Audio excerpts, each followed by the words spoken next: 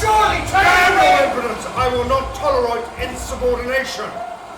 Signal, sir! Yes, squadrons heave to. Captains to my ship, get me with a report of damage, casualties, and those we have lost. Very good, sir. Signal the Council of War. We shall decide what is best for my wounded squadron.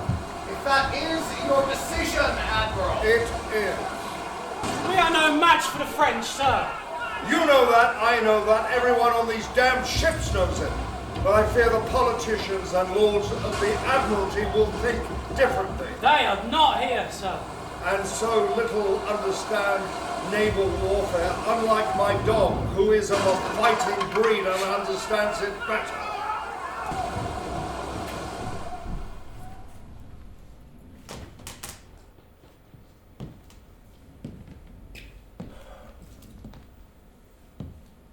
Minorca was lost. Powerful men needed somebody to blame. They chose me, the luckless admiral they sent on their foolish errand. I'm ordered home, stripped of my rank, and the public are inflamed for vengeance. Pilloried and ridiculed on the streets. Everywhere I turn, they demand I should swing. Swing! Swing! Admiral Byng! Minorca is lost. Why? Mr. Byng! This man must now swing. Cursed Admiral Byng! Come all you true Britons and listen to me. I'll tell you the truth, then you'll plainly see how Minorca was lost. Why the kingdom does ring, and lay the whole blame on Admiral Byng. With force insufficient, he was ordered away. He obeyed and he sailed without a delay. But alas, was too late. Who shall now tell the king? Minorca is lost. Why blame Mr. Byng? Then councils are called and dark factions engage to screen the true objects from popular rage. Now with all clamour they press on to the king and thirst for the blood of poor Admiral Byng. God save great George, our king, let all base traitors swing, heed our request. Let slander hold her peace, and defamation cease, and with thy arm release much injured Byng. God save the king! God save the king indeed. For my fate hangs in his hands and his alone. Byng, the name, my name, has a spectral note that echoes down the ages, and yet I never sought such fame. My father was Admiral of the fleet, and I followed him to sea, became a midshipman at barely 13 years old. And I am remembered not for my worth as a naval officer, but for a single act that made me the target of a nation's anger. Captains who fight in wars to come will mutter, mustn't be like Byng.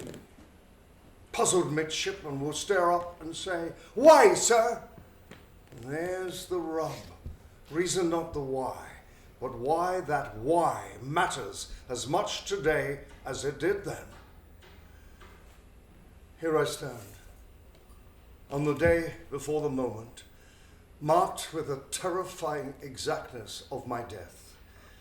To know to the very second when I will stand at the gates of heaven or hell is a knowledge denied to almost all, but not to me. Not to me. I have gone from an admiral commanding a powerful squadron of ships to a mere mister. Stripped of rank and honor, I'm left to languish and await my execution.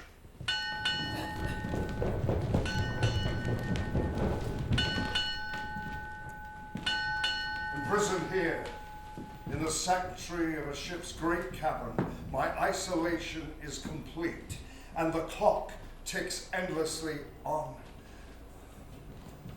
This last day shall be the same as thousands I have lived before.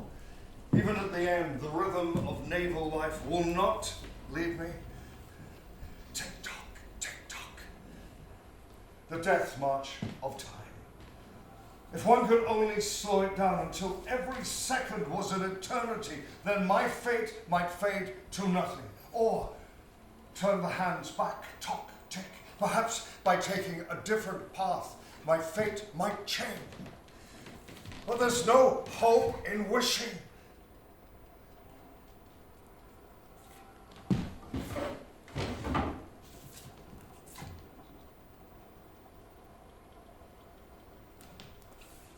Time is our master, our companion from birth until death, until, like a candle's flame, we are snuffed out. I shall keep one last flickering flame of hope.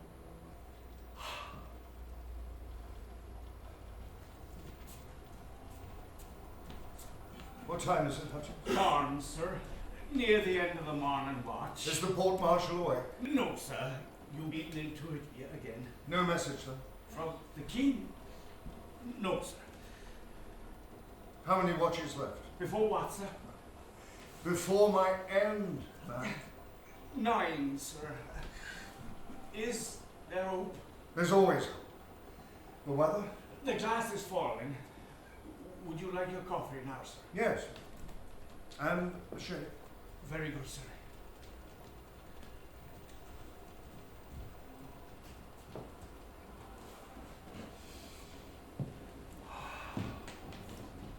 I have known the breath of the sea since I was a boy.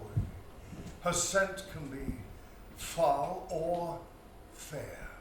Her colors mercurial, azure blue, slate gray, the white tops of waves that seamen fear, still green waters they dream on. Only the sea claims my true allegiance, with her endless calms and ceaseless storms. She's a cruel mistress, but one I have come to love.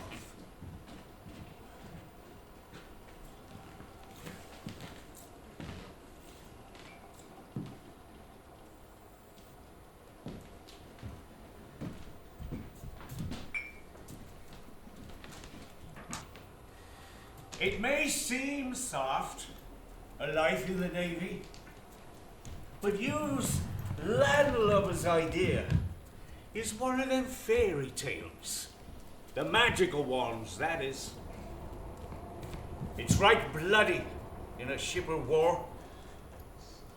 Hundreds of men cooped up in so little space that if a fella farts, his rotten air rockets straight up his neighbour's nose.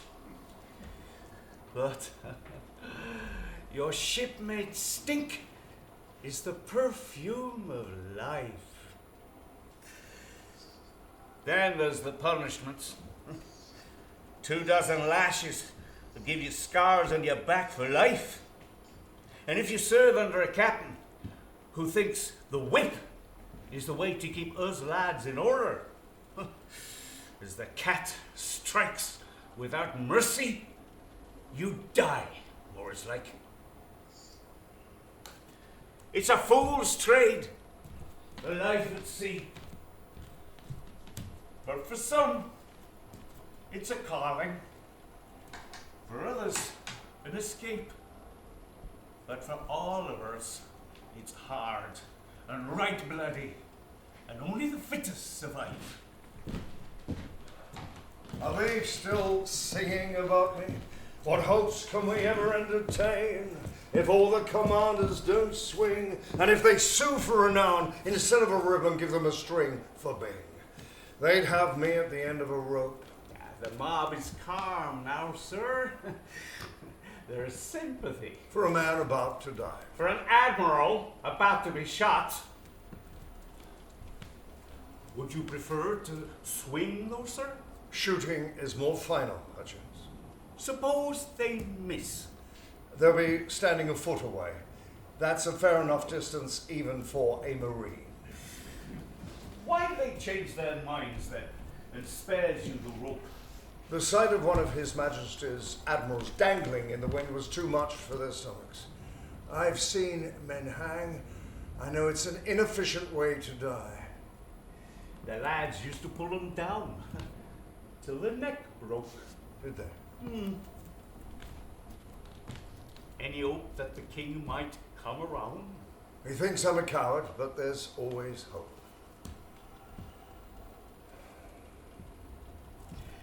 If it's simpler, sir, a quick cut across the throat.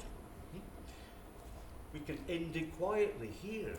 I could say you grabbed the blade and done it yourself. They want their pound of flesh. I will end my life in dignity, not by my own hand. At least they're letting me die as I lived on board a fighting ship. But you're a prisoner here, guarded by loads of Marines. And God knows who else. Bit excessive, don't you think, for a portly, middle-aged man? Captain Harvey urges me to escape, ride like fury to the coast, and take refuge in France. Would you do that then, sir? If I disappear, they'd find some other poor bugger, and I wouldn't wish my fate on another.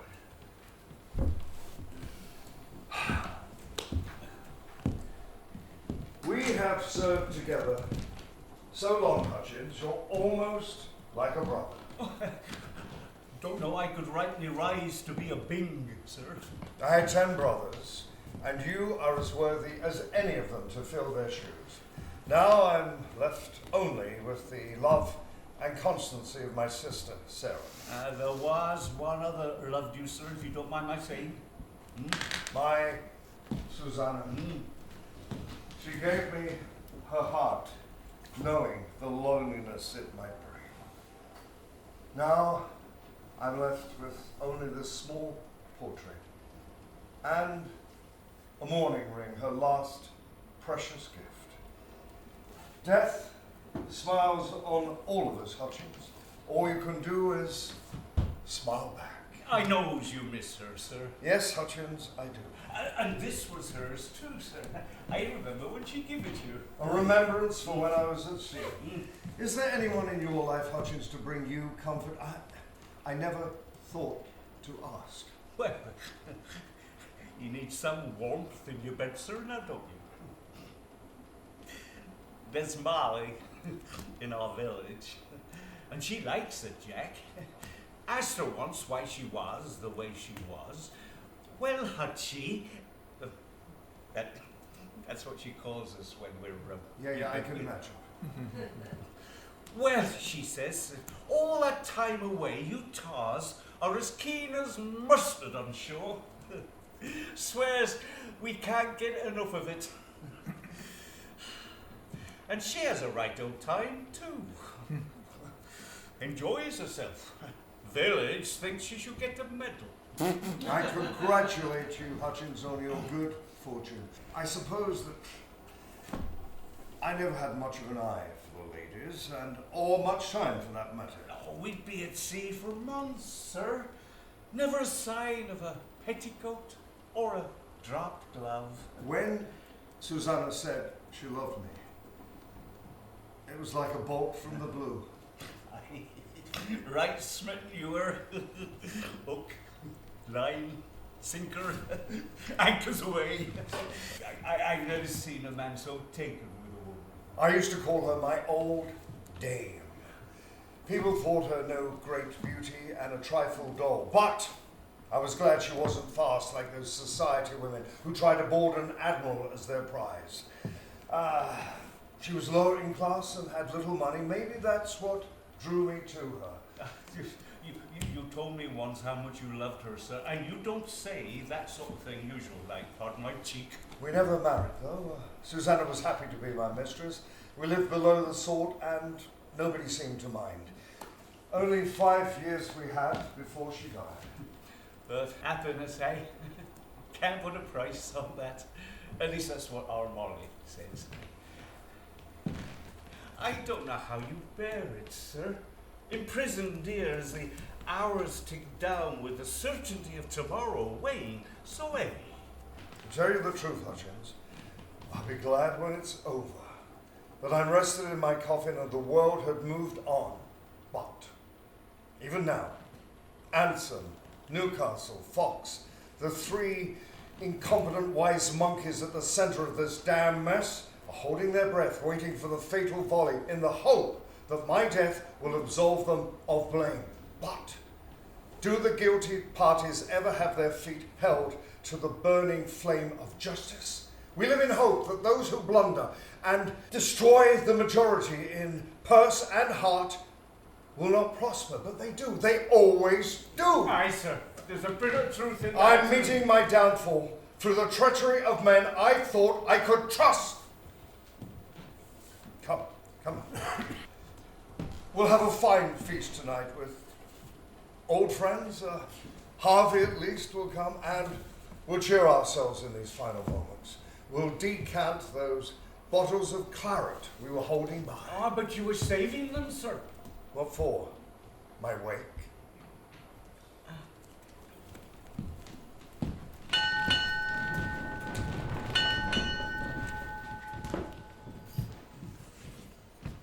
My apologies for keeping you waiting, sir. Have we done everything possible, Augustus? I see no other course. Your brother will meet his fate, regardless of our efforts. I don't understand how anyone can condemn Jack to death just for not doing his utmost. Even the king is unmovable.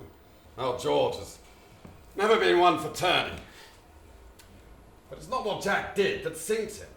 It's the people who sent him on the doomed mission in the first place. Fox, Anson, and Newcastle blundered. Then they prosecuted Jack for cowardice to protect their own backs.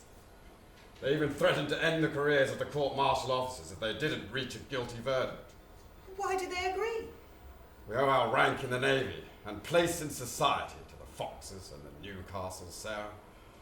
If the court-martial were ordered to condemn Jack, then condemn they had to, regardless of the evidence.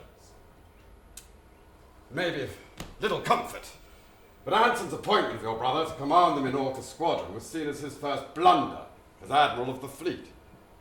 As for the others, they may play the game of politics, but Mr. Fox is as weak as milk, and Newcastle is riddled with petty jealousies, reluctant to accept responsibility for his actions, and unable to pursue any political objective to his own satisfaction or the nation's profit. He's the epitome of unredeemed mediocrity, and a buffoon to boot. Have a care, Augustus. I welcome your opinions. Others may not. At least the shouting in the street has died down. I've grown tired of hearing my brother's name sung so loudly and so often. I've heard that at his club, Anson spoke to Lord Halifax and suddenly cried out, "Good God, my lord! What shall we do to save poor Mr. Byng?" Halifax told him, "My lord, if you really mean it, no man can do so much towards it as yourself." And yet he does nothing. Once people have a taste of power, they stick to it like limpets. It'll take more than an admiral's conscience to weaken their grasp. Or a woman's passion. My family think me a strong woman. But what they see is a glass's illusion. I am invisible. In a world where men think women mere property, irrelevant and unhelpful in their grand scheme of things. Sarah. No, Augustus. You have spoken openly, so now let me. It is women who bring the Ansons and the Newcastles into this world, only to step back and watch on as, like errant school children, they make a nonsense of our lives. Only women truly understand what it is to be powerless, to be denied the right and the strength to be listened to be forced to stand and stare at the dark, moving male world and wonder what stroke of fate dealt men the hand to inherit the earth. I don't grow hardened as the years pass, but with each passing day, I find I am less fit for this world. I dread a coming evil to our whole family. The Byngs have suffered much, God knows. But if evil visits again, I will meet it with fortitude and resignation. It is so. It is so. I must remain a reflection. No more or less than that.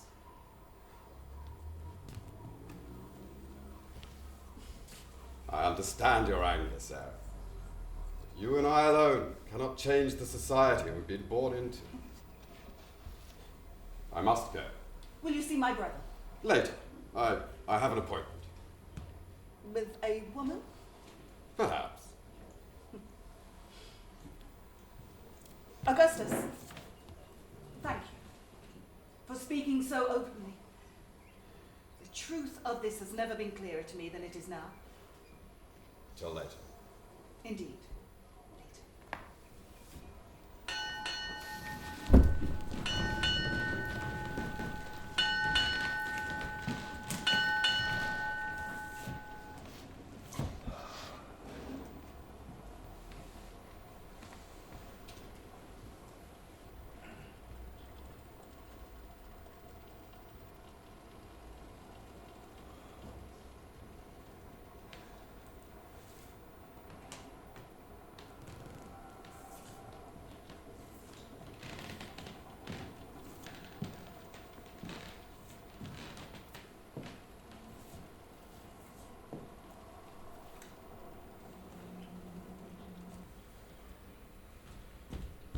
Admiral. Not now, man!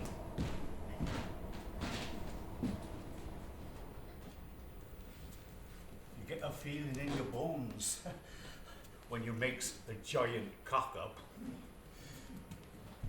Just like the knobs did over Port Mahon. They was in a right old state. The Frenchies banged the drums of war! And everyone was shitting themselves they would invade. Ships wafted up and down the channel like pregnant hens, puffing and puffing just in case the French fleet appeared. Chaos. So the top knobs, old Foxy, my Lord Newcastle and Rear Admiral Anson, panicked.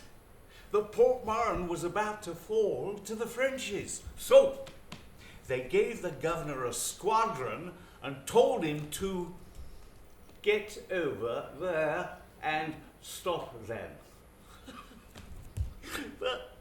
The Froggies had already landed 15,000 men. So their little jewel was lost. Arrest the Admiral, they cried, and blame him. But no one expected him to be condemned like, not to death.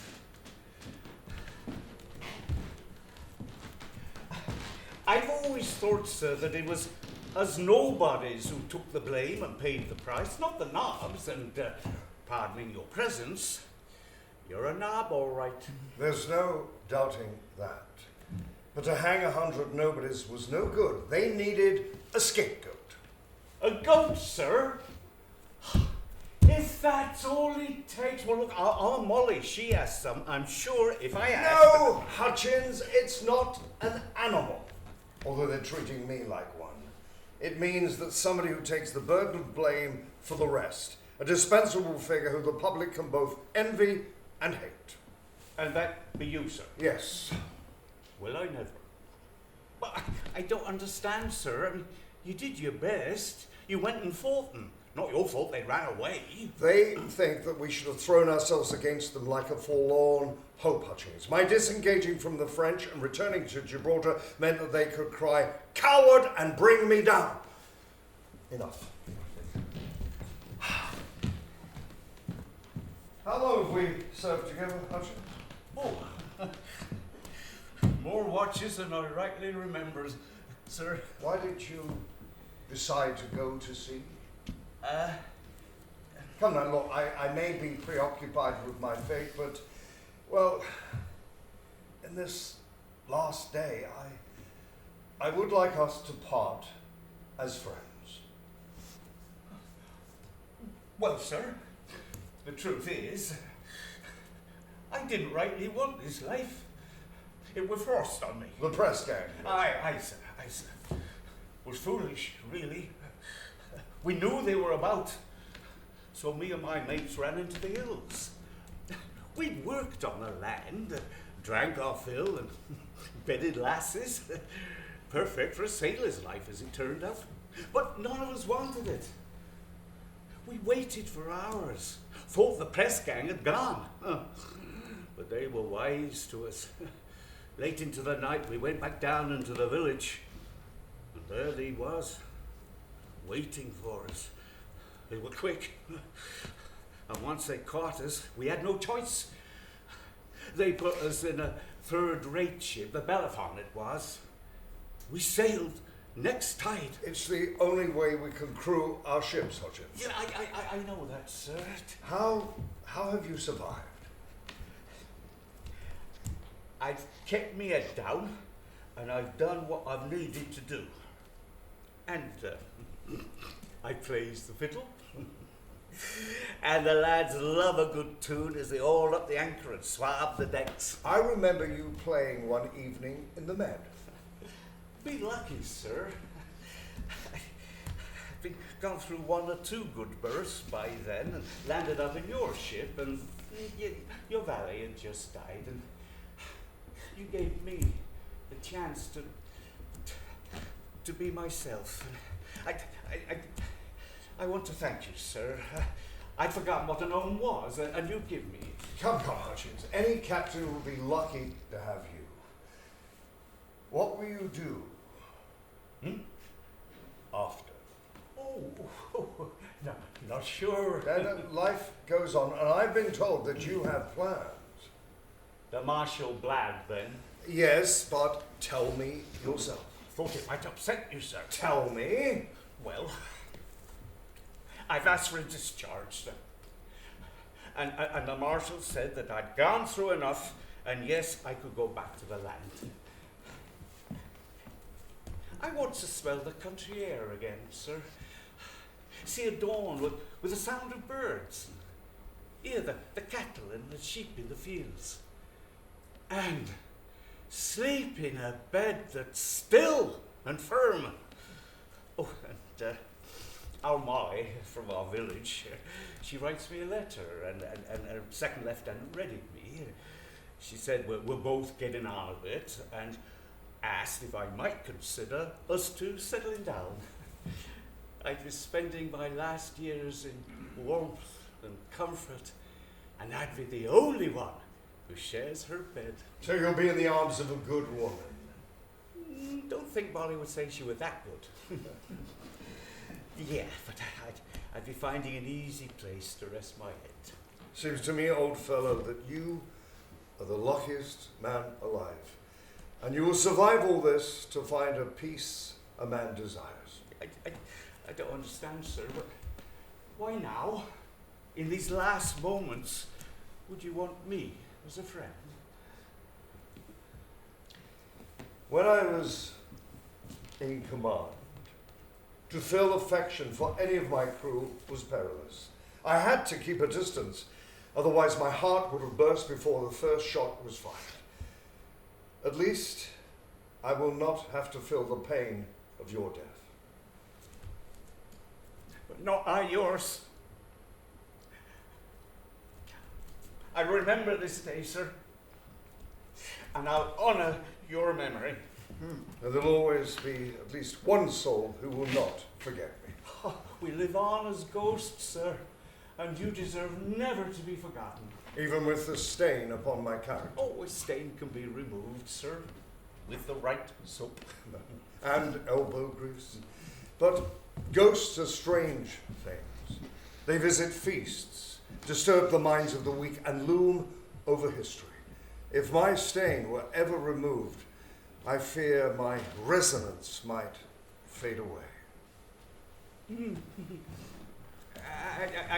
I need to get the cook to prepare a dinner, sir. Yes, yes. How many should we make food for, sir? I'm not sure anyone will have the stomach for it. There are still them that love you, sir. They'll be here.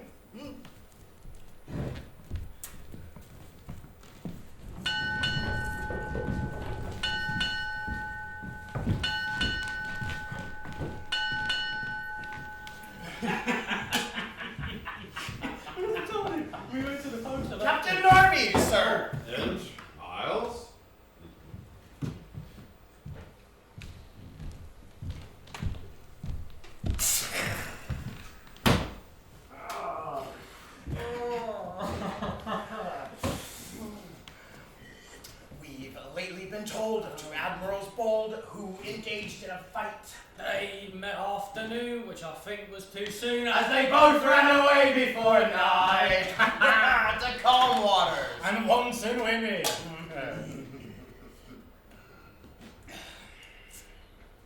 You ever miss home? The ship's my home, matey. I will live and die there. Oh, how long before we'll feel the seas swell beneath our feet again?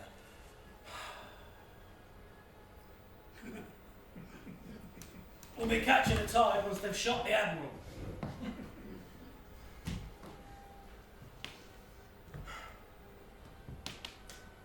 You served with Byng. What was he like? Very grand, as goes. But the officers used to call him Captain Indecisive out of hearing. We made good prize money, though, when we cruised the Med. Oh, I made you rich, eh? Huh? All went on ale and women. Might not be so lucky this time. Did he? You know. What? Run away! Now, he took us into battle, matey. I wouldn't call that running away. I mean, I don't get it. We fought. Men were killed. Ships were damaged. What was he supposed to do? Drag us all down to Davy Jones' locker with our hands tied behind our back? Why are they topping him then? Some say he deserves it. And, well, who else can they blame? Certainly not going to be those buggers at the top that tell us all what to do. But losing Minorca was a bugger, though. Not that it's up to much. But no way you'd go there for surely.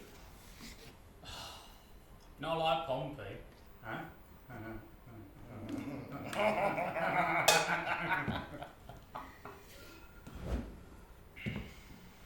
If they're shooting an admiral, there's little hope for the rest of us. Never did understand officers, mate. Do you ever think you'd be one? You gotta be a knobderized officer, mate. Have friends in high places, fuck the powerful man or woman. I mean, they're the roads to command. And that's why they're all so crap at it. I saw a captain run back to his cabin once when the enemy ran out of their guns. The lieutenant said he'd forgotten his sword. He only came back on deck after the enemy struck their colours. Crazy ones walk about like peacocks. Sitting ducks, if you ask me. Nah, it's below deck for me. Hey, fancy another pint of ale? There is an inn down the harbor. The sailors regret. Now the landlord's daughter, she's a bit of a favorite with the lower decks. If you're lucky, you'll be dipping your yardarm in some smooth sugar before the evening is out. Come on! Listen to a common sailor. They've a sixth sense for what lies beneath our flummery. They're at the fore when an enemy's engaged, but can see the officers walking about like popinjays, tempting a salvo from the enemy. It gives them courage to see our supposed lack of fear. Jack now, he strode the quarterdeck like any warrior, and his crew know the injustice of it all.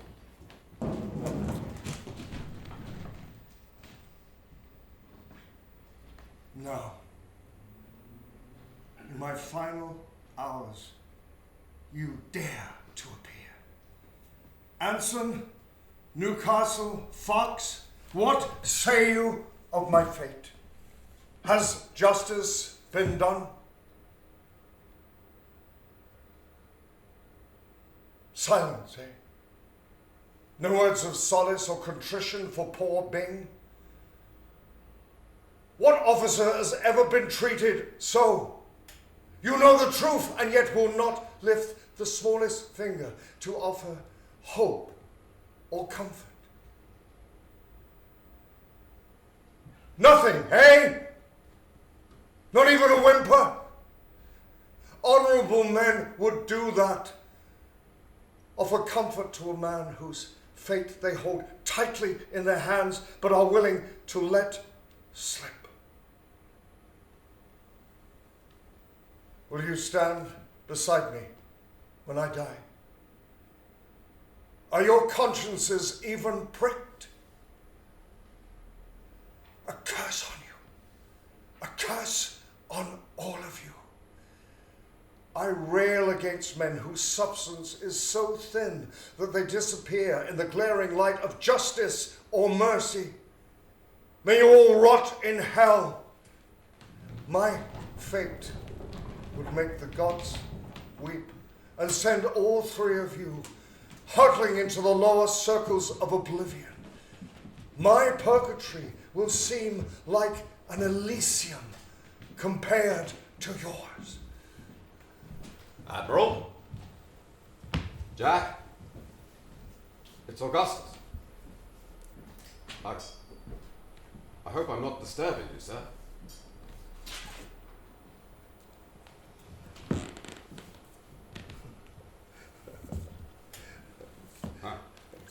Disturbing.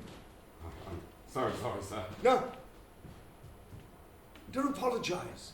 No need at all. Being disturbed in my last few hours is most welcome. But, Admiral... Mister, Harvey, they've torn away my rank. You can call me Jack.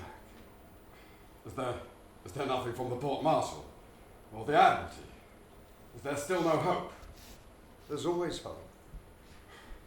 If only the bastards would see sense. Jack, you are my friend, and I am proud to have served as a captain in your squadron, but I don't think you've ever grasped the total incompetence of those in government and the Admiralty who sent you on the Minorca mission in the first place. My service and training meant that I was always going to trust the judgment of those I served. Your ships were the scum of our fleet. Deep down, you must have known that. Should I have thrown away everything I believe in? I'm a Navy man, and my duty comes before anything else. But the mission was a useless gesture. To retake the island when 15,000 Frenchmen had already landed was impossible. And no one, none of these overprivileged incompetents will ever accept any blame. It's a travesty of justice that leads you to be executed. And what good will it do, Jack? With you dead, will any of them become better at their jobs? Admit to any error of judgment? They'll just lean on your fate and say, it is those that are beneath us that are at fault. We, the people who hold the levers of power, can never be to blame. A pox on them! A pox on them all! I admire your spirit, Augustus, but don't throw away a promising career because of my farrago. I have horses nearby. We could try.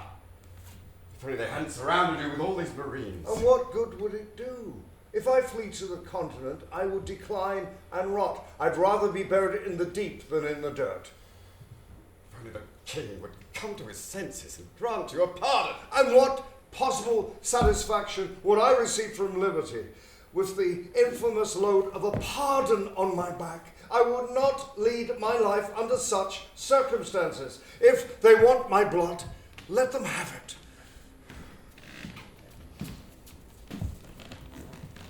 Do I know you, sir? Apologies, Admiral. This is Nicholas, the son of a friend.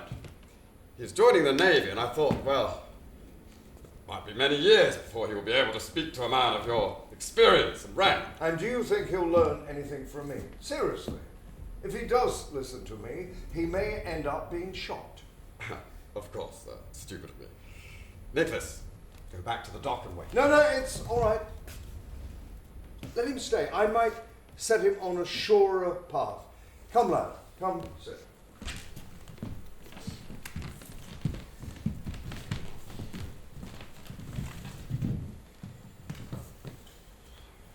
So it's Nicholas, is it?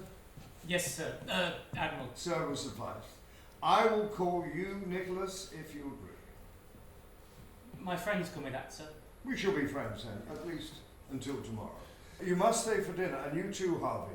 I'm expecting my sister any second, so, Hutchins, we shall dine for 4, and do not forget the claret. Well, Nicholas. Captain Harvey said you might tell me a little of what it's like to fight at sea. My friends seem to think it fun. Fun? To your friends, a sea battle seems romantic, but they imagine it without the blood, without the terror of a surgeon's blade. But there is someone here who can tell you much better than I. Hutchins? Sir, you Young, know something? young Nicholas here wants to know what battle is like for a lowly, able seaman. Enlighten him. If you're sure, sir. Oh. What? A battle is a terrible thing. Right bloody. What you have to understand, young sir, is that the days go by, you do your watches, the rhythm never changes.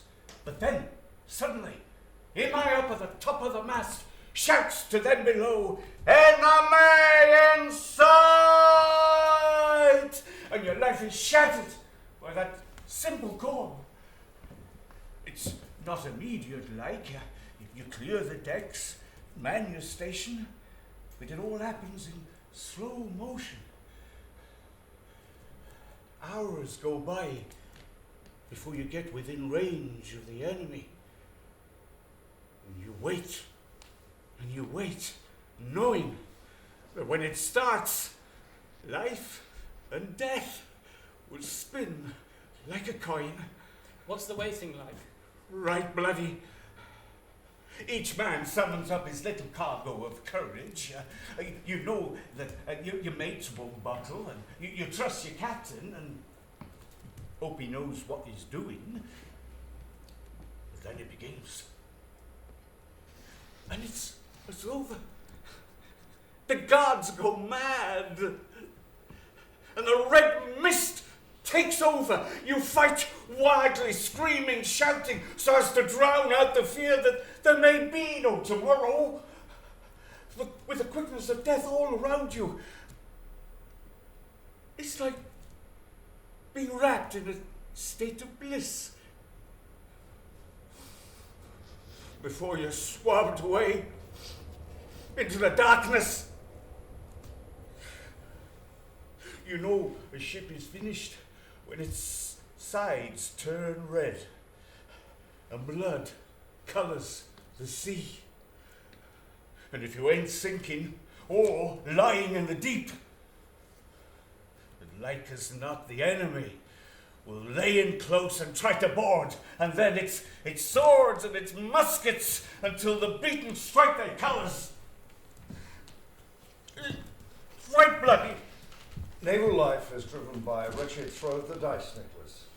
Precious few survive to tell tales of action and slaughter, victory and despair. Most find final rest in the depths, amongst a bloodied conversation of fish and rocks. You sure you still want to serve in the Navy? Of course, Admiral. Why did you go to sea, sir? Yes, Jack. None of your brothers ever contemplated it. So why did you? Father was like a god to me, and I suppose I wanted to impress him. At 13, I joined the Superb as a midshipman. I was lucky that my uncle was in command both as captain of the ship and of my life. Knowing people gets you a softer berth, Nicholas. It's the fastest road to promotion. As does your place in society. Why did you want to join the sea? I suppose, sir, Come now, we are friends, are we not? my mother lives her life in society. Father is seldom home. My brother and sister are much older, and, well, I felt adrift. I needed to find a purpose. So no romantic thoughts of adventures on the high seas then? No, sir. What happened? I ran away and joined a merchant ship, setting sail for Jamaica. But I got lucky. The captain was a generous man. The crew looked after me. I soon learnt about the sea and ships and, well, I feel I'm a proper seaman now. And then Captain Harvey found me and brought me back, and here I am. His mother was mad with worry, quite beside herself for months. We tracked him down. The Navy will be a better place for you, Nicholas. Experience is much valued. Your crewmates will appreciate you actually know how to sail. Indeed, sir. Well, I wish you well.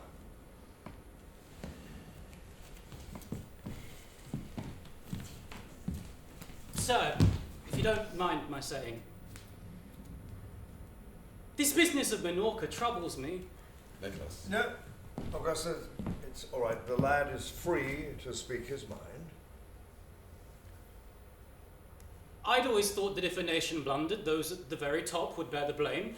But it seems to me that the failings of this nation and its rulers have been placed on your shoulders, Admiral, and yours alone. My fate is not unique. But if a building falls, should not the architect be blamed rather than the person trapped beneath its ruins? How could anyone have the moral certainty to condemn you to death merely to salve the consciences of those actually to blame? You engaged the French fleet. Surely to fight an enemy risks defeat and destruction in equal part as victory.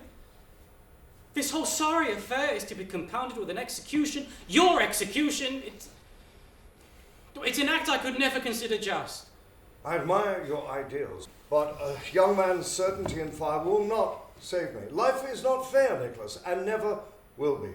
Rise to that place where you can right all wrongs, and you will be a lucky man. You did your best, Jack. Even the French. Damn it!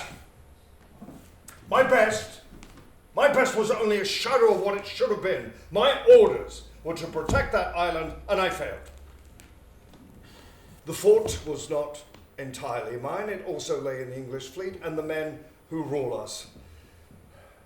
My advice, young man, stay close to Captain Harvey here. He is as fine a seaman as I have known, and you will learn more about ships, if not women, than I could ever tell you. One thing more. Cultivate friendship and influence. Keep those you care for close, and bite down the bile that rises when you deal with people you dislike. They too can be useful, despite the blackness in their souls. And never, ever back down, for fear that you end in this pit of darkness that now encompasses me. Now, Nicholas, I think that's more than sufficient for one night. You must come to dinner. Augustus, arrange it. Of course. Nicholas, wait on the dock for me. Very good, sir.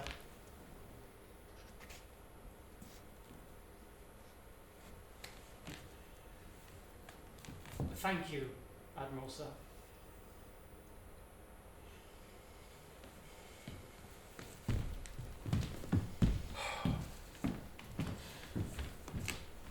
Whose son is he? Lady de Courcy's.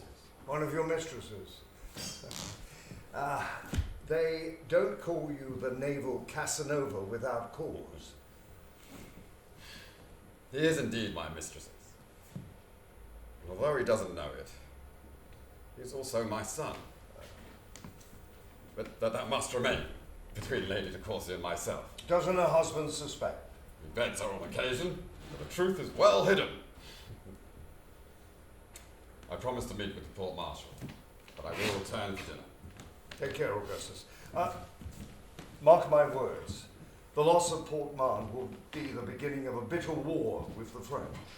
Do you really think so? Yes, and I doubt it will be over by Christmas. It will go less well without you, Jack. Maybe so, maybe so.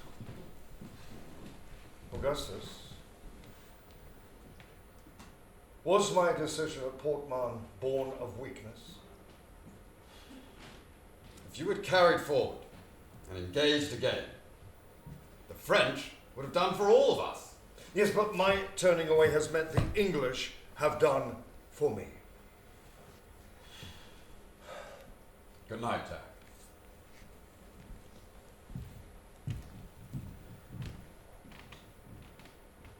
If I die tomorrow, I must find peace with it. Each time you wake, the odds are shorter that this will be your final day. When young, you hardly think of it, but if you live many years, it begins to plague your mind. My death tomorrow seems certain. I am 52 years old, but I feel as decrepit as Methuselah.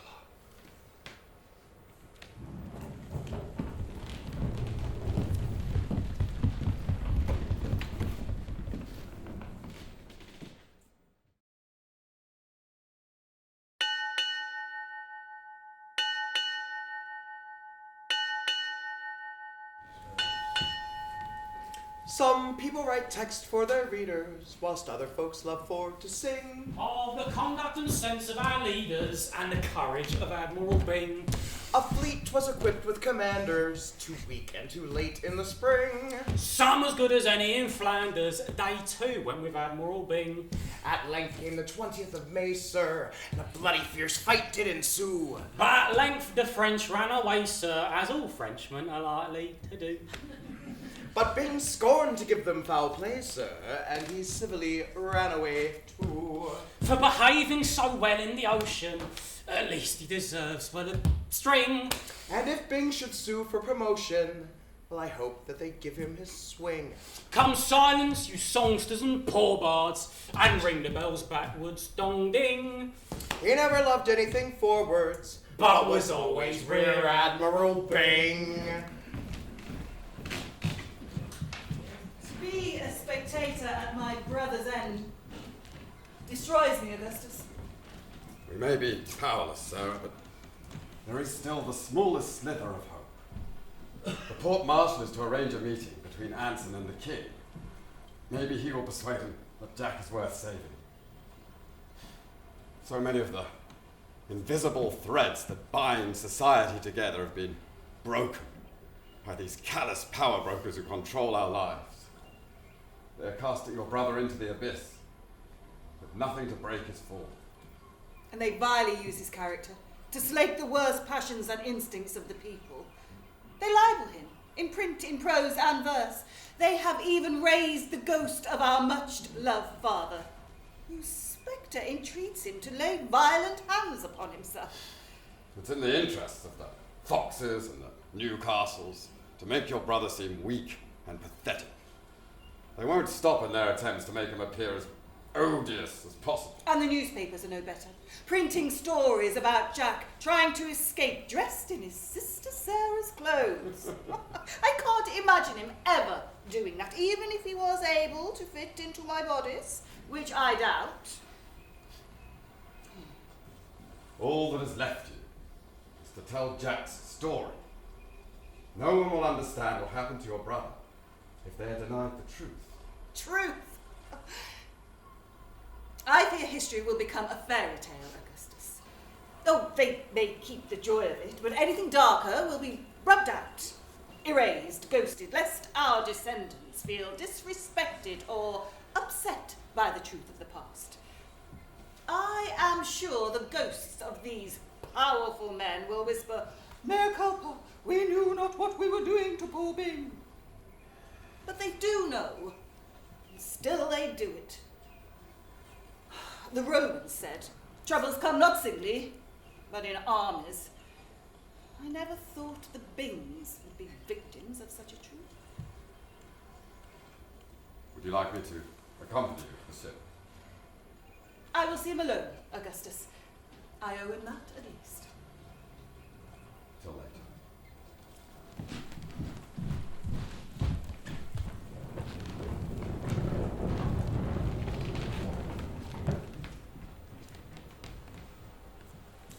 Our dear, dear father. Thank God you didn't live to see this day.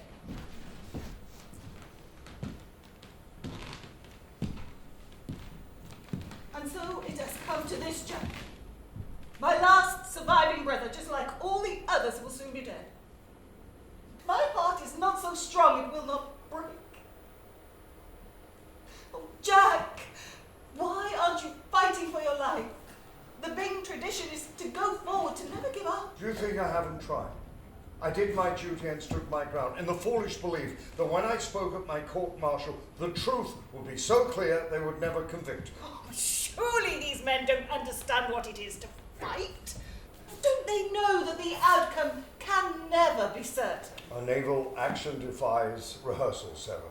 You're thrown into it, sink or swim. I felt at Marne I exceeded expectations, but the men who threw me into it and stayed safely at home whipped up the public to hate me and gave them no understanding of the truth. Their fury is based on ignorance and lies. It was my honor to be part of His Majesty's Navy, but to treat a man of my rank so cruelly Just. These very men sang my praises until I questioned the quality and quantity of the ships they gave me. Then they waved me away and parroted, "Commanders like you, Byng, are always complaining." I'm trapped, sister. Trapped in their web. My beloved naval career has ended on the whim of great men. I've never felt such pain. As time has passed and my end has become more and more inevitable, I've fallen into a deeper and deeper gloom. But a small voice within me said I should use whatever strength I have left to climb out of the deep pit I had created and rise up to face my fate, and with the same courage I used against the French. Never say that I back down or away. If you do, sister, you traduce the very man I am, a proud and unrepentant Byng. So, you sit here quietly, knowing reason will never prevail? There is nowhere left to turn!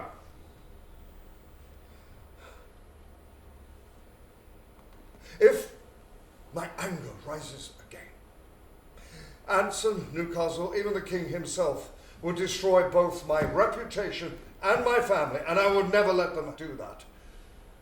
They have shown me no dignity in life, but I will shame them with my dignity in death. Don't weep for me, sister. We won so much. We did our duty. I was not proven to be a coward, but I was condemned by men more powerful than any Byng could ever be. Except our father. Even Pa, finding himself in the same predicament, would be condemned as I am. I thought the king at least might show mercy. The king is convinced I'm a coward, and nothing will persuade him otherwise. His hand is the only one that can stay my sentence, but I fear he will not lift it. I dare say he would lift it for a brandy. Perhaps, but a king must always believe they're in the right, even if they're not. Come, sister. Come sit with me.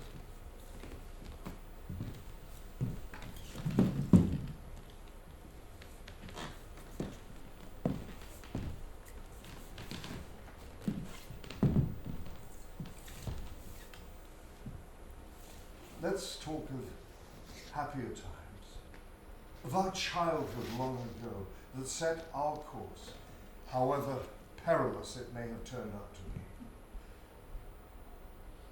It is so strange to sit beside you.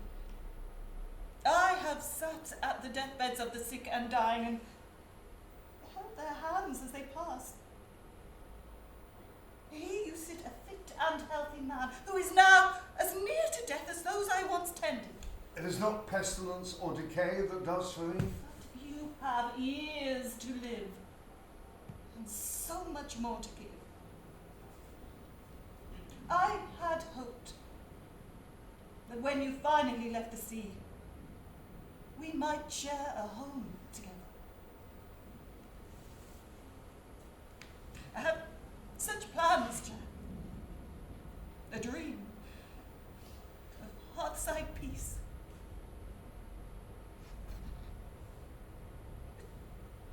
Do you remember that hound you had as a boy? Clement. I adored him. He was the playmate of my soul. I watched you with him. You were so happy, so carefree. We were jealous, you know, your brothers and I. It seemed you had found a happiness denied the rest of us. But Pa hated him. He used to play around his feet, disturb his peace. And one evening he lost his temper and kicked him so hard, he never recovered. He lay in my arms as he died. And Father laughed at you for crying over a dog. Save your tears for when the men you command die at your feet, boy. Don't weep for a dog who is merely an animal. I want you to find happiness, sister. My children are long dead, but I have my nephews and nieces. They will keep me in fun and laughter. But beneath it all, I will remain a Byng and fight until my last breath to clear your name. I could not wish for a fiercer champion.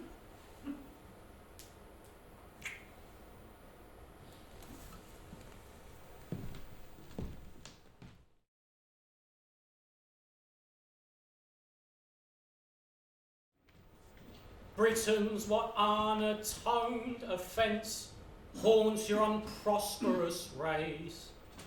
See him you sent with honours hence, returning in disgrace. Methinks upon the vessel's side I see your prisoners stand, cursing both the wind and tide that bear him to the land. This heart, he cries, these horrors show the weakness of my cause. Who fears to meet his country's foe must tremble at her laws. My king, I tremble at the name, though mercy guides his throne, must punish for his people's shame, but scorns me for my own. Shame to my blood, I shake, I swoon, I die upon the fight. Oh, sink my bark, sink instant down, and bury me in night. This said he twice essayed to leap, twice left the vessel's side. The third time in the drowning deep, he plunged, He sank. he died.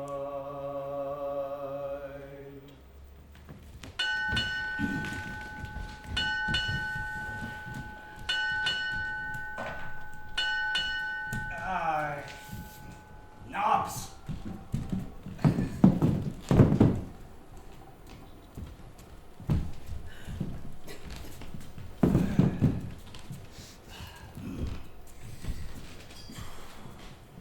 What is life? 'Tis not hereafter. Present mirth is present laughter.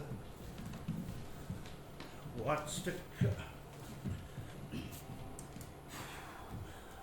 to come is still unsure. Damn it, Hutchins.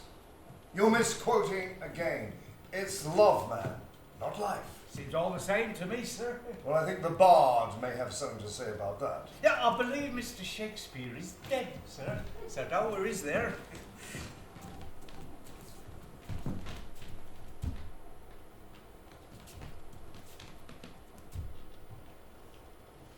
Stop it, Hutchins. Pardon, sir?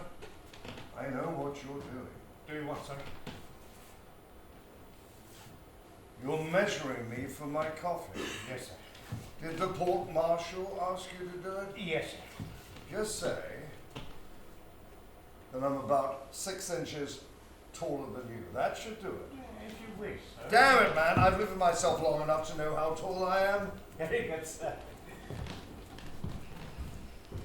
Sister, you do me an honor. Of all nights, Jack, this is one to be in my final. Thank you for coming. Augustus. I can find time away from my mistresses on such a night, sir. You look quite beautiful. Now, sister, you see how he works his charms. Other ladies may succumb to you, Augustus, but I will not. Madam, I wouldn't be so presumptuous. You think me too much of an old maid. Come, this is not an evening to squabble. Let's celebrate as friends, gathered for a final feast. I'm sure a fine one. If Hutchins had anything to do with it. Glass of wine? Mm-hmm. Ah, this young man is the son of a friend of Augustus. Nicholas, my sister Sarah.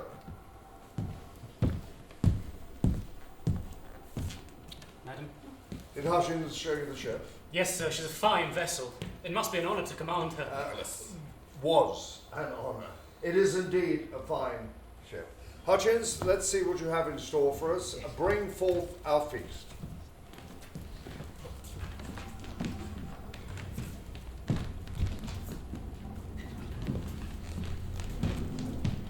That last meal, it was as though the Admiral was a young man again. There was laughter and joy and good cheer. A scene of love and life, and no hint of what was to come on the morrow.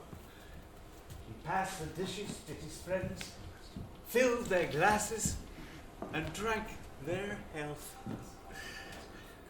I've never seen a man more at peace with his fate.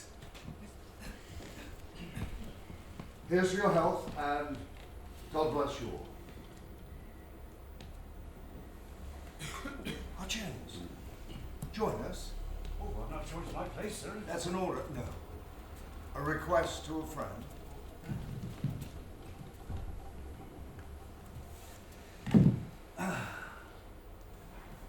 My heart is not made of stone, but tomorrow I shall not lose composure. My country requires my blood, and I am ready to give it, although I still do not know why. If every such mistake is to be punished by death, what then? No tactical retreat, ever just helter-skelter into the joys of victory and despair, regardless of the cost? I sometimes wonder, Jack, how you have survived all this. But like a drowning man, I always searched for air.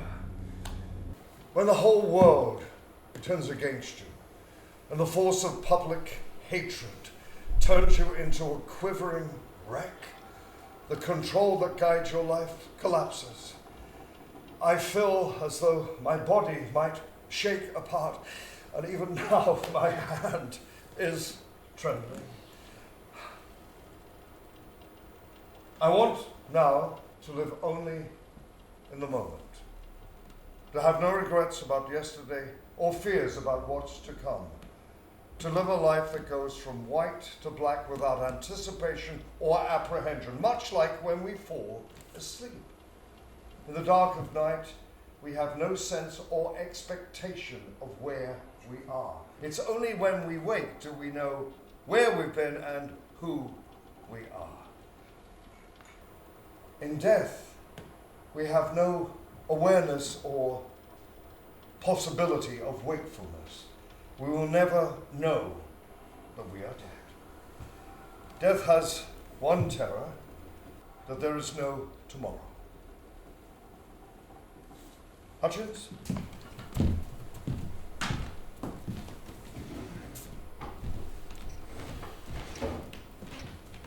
I want to give this to you as a gift. They're my jacket buttons. Wear them in my memory. Now they are gold, and my giving them to you may be doubted and might take you into a scrape. Harvey, will you witness that I give these to Hutchins as a gift? I'll never forget you, sir. I see in you the simpler, better life I might have lived. One last thing. Take this in remembrance, Augustus. The sands of time may be running out for me, but for you, may they flow ever onward, your passage be safe, and your end, unlike my own, be timely. Now, let us say our goodbyes. I will not presume for you to come tomorrow. That must be your decision and yours alone. But without you, and I mean all of you, These last days would have been unbearable and might have driven me to end my life by my own hand. Would you do something for me, Augustus? Take care of Sarah. Of course, Jack. Sir, I hope when my time comes, I'll meet my end with the same dignity and good cheer as you say. Quite so, Archer. Quite so. Now, let us say good night.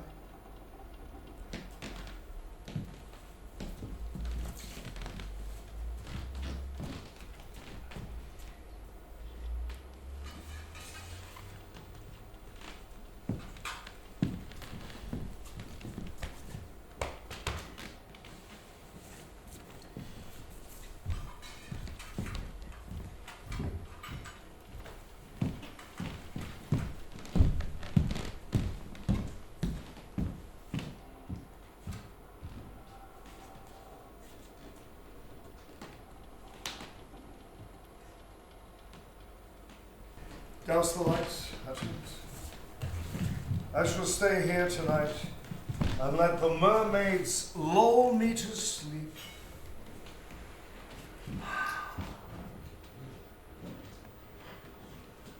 I must go. To your mistress. This night, of all nights, my own bed will serve me better. Do you ever have time for love? I may not have the capacity for love, Sarah. All I can do is trust to luck. If love should arrive, then I will try to grasp it. All I know is that I love my brother. Will love him, always. Those who condemn do not know him as I do. I love Jack to death. And at that death it will be my shame to stand as mere spectator. I will face what lies before me and shout into the silence that my brother has been wrong. Jack does not deserve to die. Not in this way. Not at this time. Not by their hand.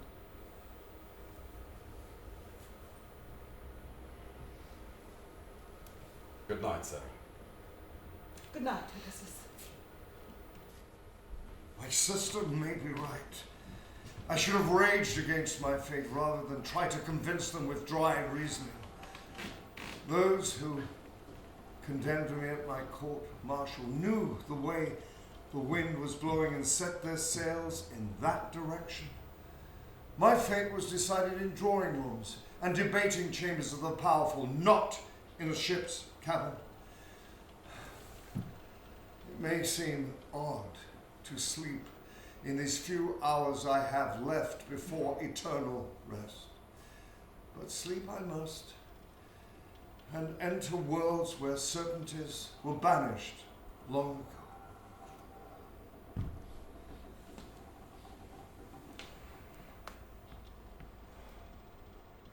This ain't nice, this ain't nice, every night and all. Fire and sleet and candlelight and Christ receive thy soul. From brig dread when thou mayst pass, every night and all. To purgatory fire thou comest at last, and Christ receive thy soul.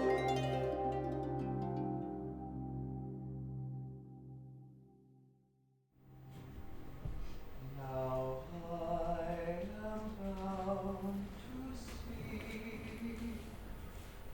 and from my love must part. May aught my dear displease that lies so near my heart.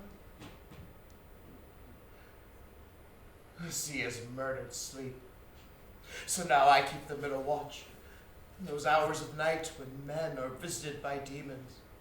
mourn past memories, and scream at terrors yet to come. I dream awake that I am far from this world of men, safe in the embrace of love and reason. I know not when my end will be, but pity this man, held tight in the claws of fate.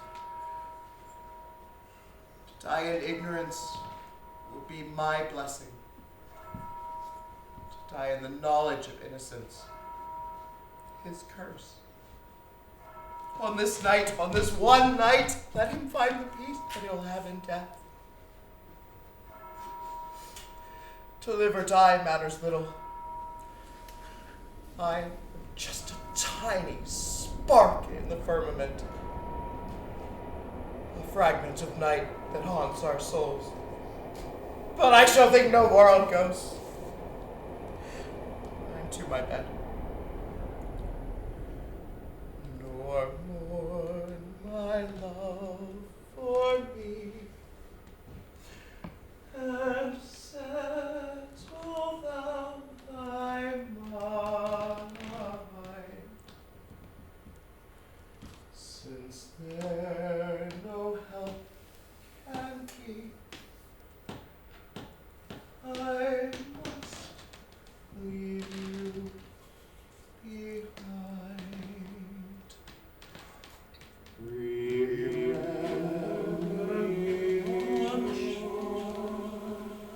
As I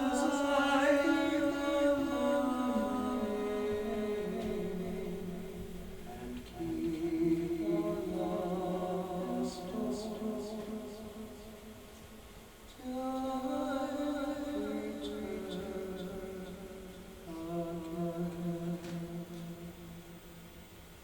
Coward! Utmost! Expendable! I am an admiral. Admiral! Admiral! I am not a coward. Scapegoat! Punished! I did nothing. Nothing! Nothing! Nothing! Nothing! Nothing! Who's that? A friend, Admiral. I promise you a friend. But how? The gods have granted you a final dream, monsieur. I must apologize that it is me. Monsieur Arouet, Admiral. Good evening to you. How did you get past the Marines? I am, how do you English say, a will of the wisp. Don't I recognize you? Aren't you that?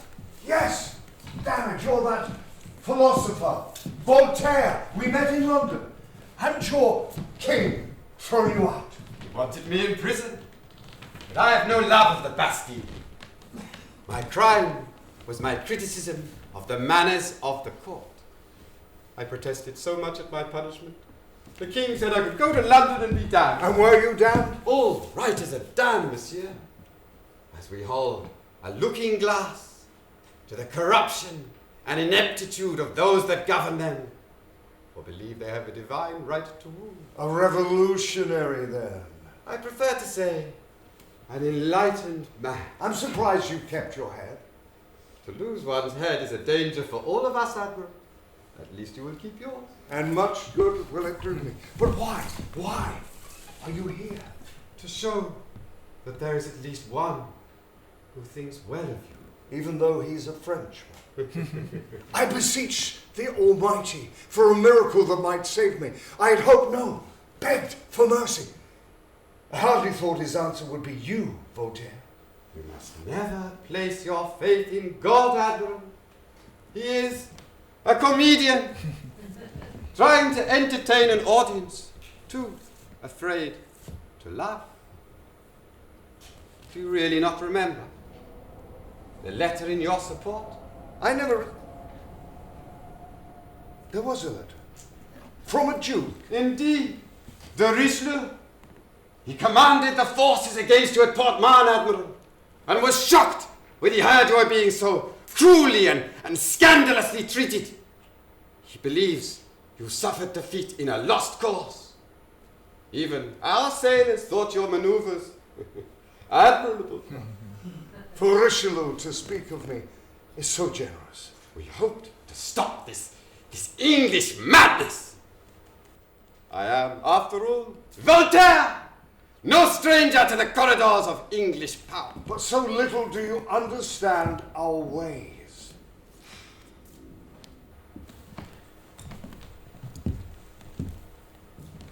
To be dreaming in this cabin, without friend or hope, knowing there is no escape. You have my sympathies, Admiral. Shut away as I am, the dreams are fears, and you enter worlds where truths and certainties disappear. I can imagine myself, a great commander, fighting endless battles for kings and queens. One may think oneself a god, only to look down and see feet of clay. In a streaming state, I see those who love and hate me for what they really are. It's a strange place to have only my sister and the French support me. Do your countrymen seek something from all of this? A Frenchman wants the world, Admiral, but asks us for a good dinner. Then, if he is minded, after a few glasses of wine, he might just exert himself after bedding a fine woman to try and take it over. So you are a civilized race. Perhaps more than you English. If your countrymen kill their officers, what need have we to fight you? You may settle it among yourselves and we shall arrive in victory. But I'm sure your execution will cast a dark cloud on polite society. Polite society will flutter their fans, caress their women, and go merrily on their way. They will not care a jot about what is happening to me. Perhaps your mistake is not to understand that society remains more engaged in your fate than you realize.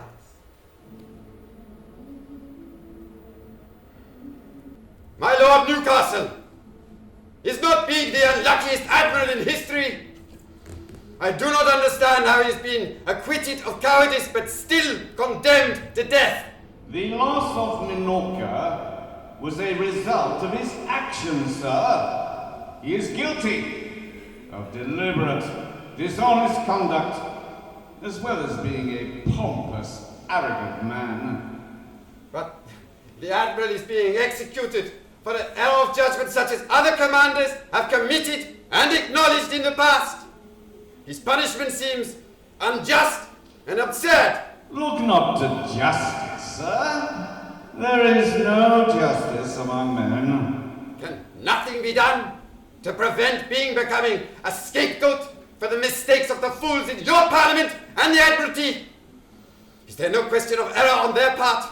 The actions of England's ministers and lords are not to be questioned, sir, especially not by a Frenchman. Even if it means a man's death? Byng's death will be no great loss. It is expedient and will protect both crown and state. They must both be rotten to demand such a penalty. How dare you, sir! I fear, Voltaire, that I've lost that immortal part of myself, my reputation. Reputation is got without merit and lost without deserving. You have lost no reputation at all, unless you think so yourself. Society must be so uniquely cruel to sink me so low. Monsieur, men have always been derided, ghosted, cancelled, and worse, by both society and public opinion. In the future, that court will be even more vicious than it is today. And you do not understand the effect you have on both your peers and those who look up to you.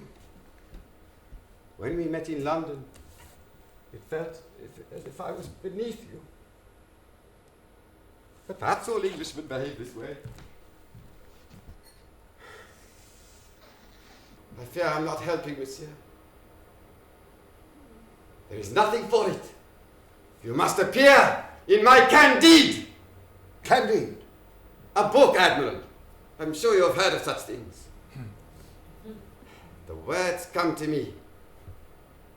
I will make certain of your immortality. How so? Your name within my pages will echo down the ages. Candide will ask, why the English killed their admirals? The reply will be that it is pour encourager les autres. To encourage the others. I like it. I like it very much. But I will still be forgotten. But you, Voltaire, your celebrity will echo down the ages. My name might last. But there will come a time when no one will stage my plays and few will even read my books. They will sit on shelves more a mark of learning than contributing to it. So why do you write? To hold a pen, monsieur, is to be at war. If no one tells stories or thinks beyond the trifling concerns of kings and politicians, in time, imagination will die. My hope is by writing, men will be enlightened as to their true state and be given the power to control their lives. I will never have your celebrity, not in 1,000 years. You are wrong, monsieur. I'm executing you. Men of little account will spare on those who in the future fight for their kings and countries. For fear of suffering a fate such as yours, no officer will back down, but must take each fight beyond reason. Your spirit will inspire men of future generations, simple folk like Hutchins, who will fight for their king and country, hoping against hope to preserve the peaceful qualities of life we take for granted. Your sister's bravery and persistence will influence many who come after, and women may finally take up arms. All that from one moment of indecision. History rests on gossamer, Admiral. Tiny moments that crack the seemingly indestructible. It is the small acts of the forgotten and unknown that shape our destinies, not the blusterings of the powerful. And you have unwittingly done more than you could imagine to shape and change the life of one young seaman.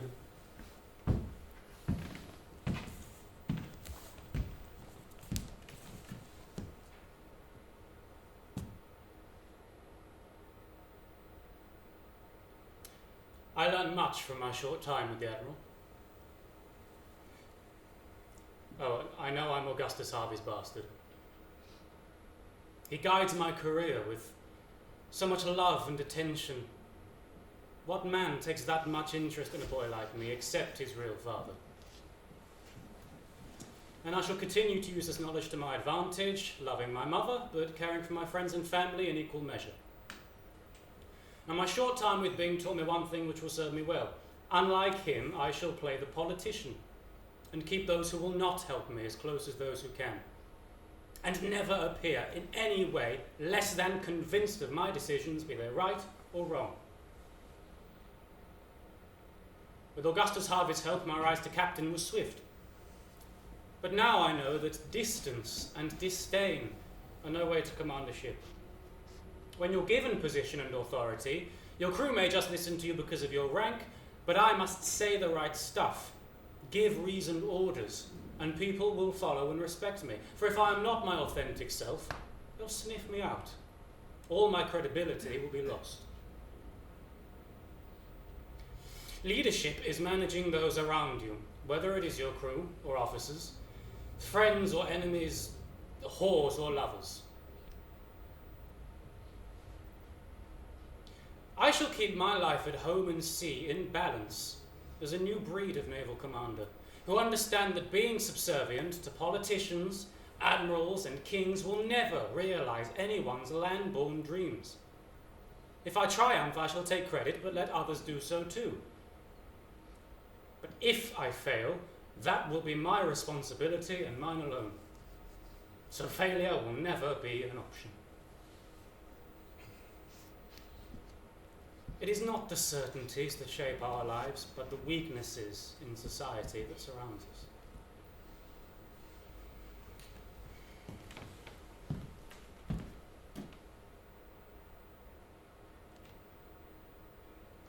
Men like Byng are as necessary as heroes. Without them, we would not be able to live the lives we do or tread the roads we travel down.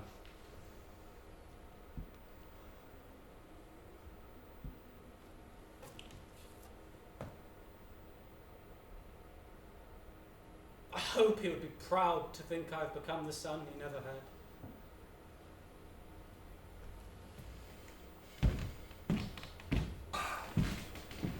All that from our brief time together. All that, and more. But alas, the night is too short to show you the infinite ripples that surround and stretch out from the life you have lived. Perhaps my mistake was to turn my back on the roots of what it is to be a man, to love, have children, and see future generations stretch out after me, to find peace in hearth and home and not on the restless sea. The sea only embraces you in death, Admiral. Perhaps the world of men is simply not enough. Women can do everything we do, mon ami. The only difference is they are nicer. But there is one who loves you deeply, and even now searches for something I fear she may never find.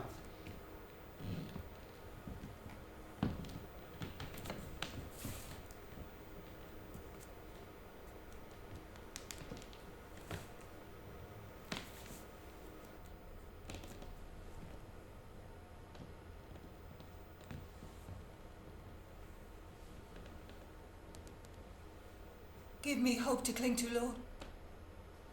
I beg you, show him mercy. The quality of mercy is not strain.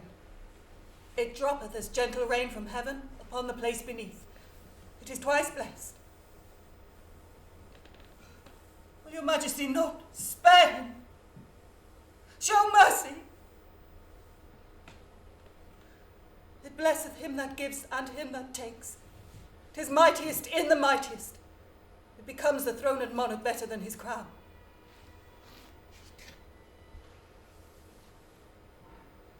Will no one show mercy?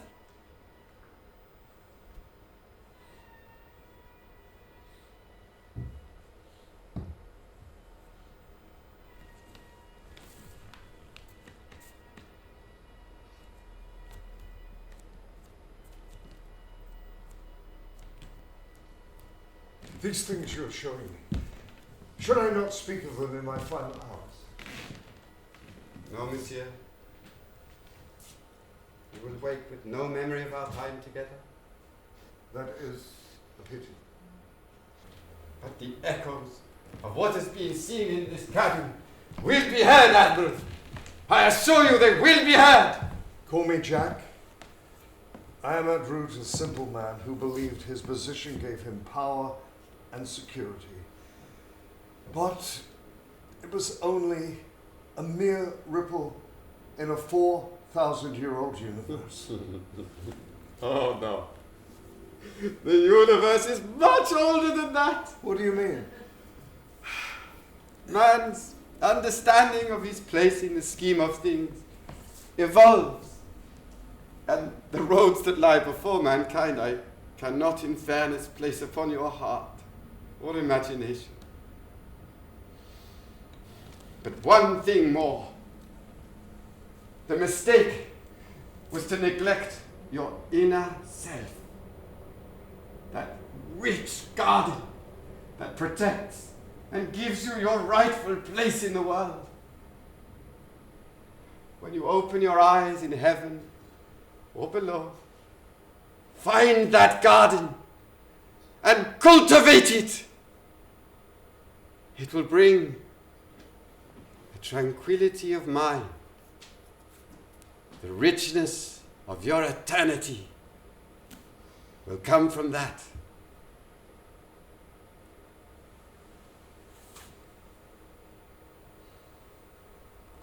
Pass gently through this last night, Jack.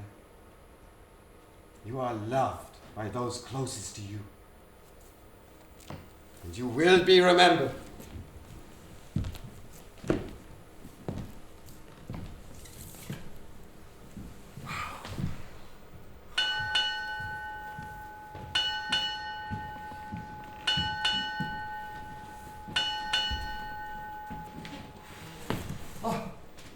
Hutchins, I'm not sure that...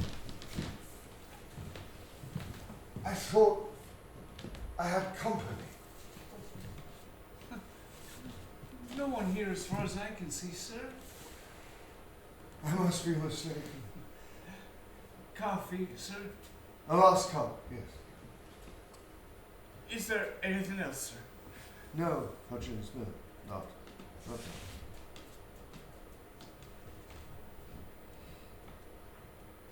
My fate is sealed tight, like an unforgiving barnacle leeching off the hull of any ship.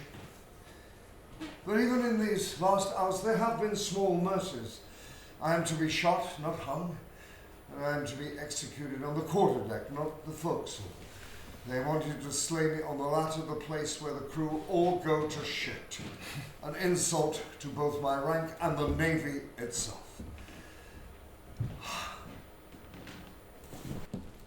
The king is unmovable.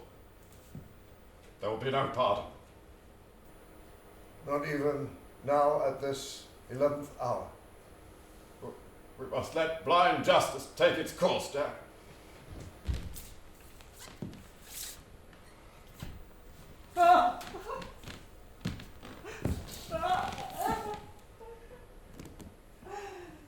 Sister, at noon, I shall be that Byng you recognize and walk unflinchingly towards my fate. You are the strongest of us all, and you put me to shame. In my last hours, I will try to make you, if no one else, proud of who I am and what I have been. I love you, brother. I will find justice for you, I promise. Turn the clocks forward. Let the sands run out.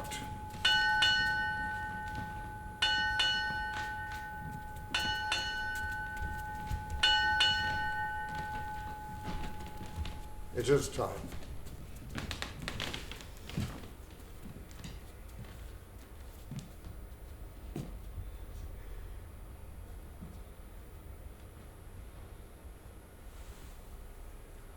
I'm obliged to you, Augustus. God bless you, my friend. Don't stay longer here. They may shoot you, too.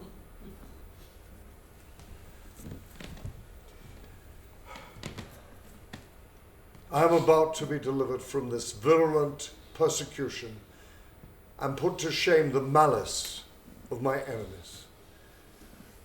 I believe in my heart that in time to come, justice will be done.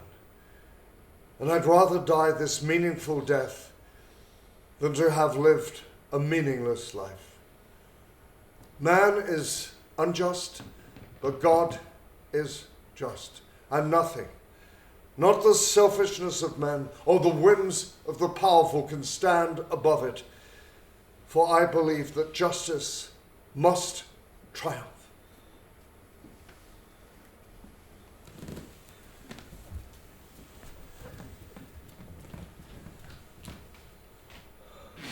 I kneel at the gates of eternity.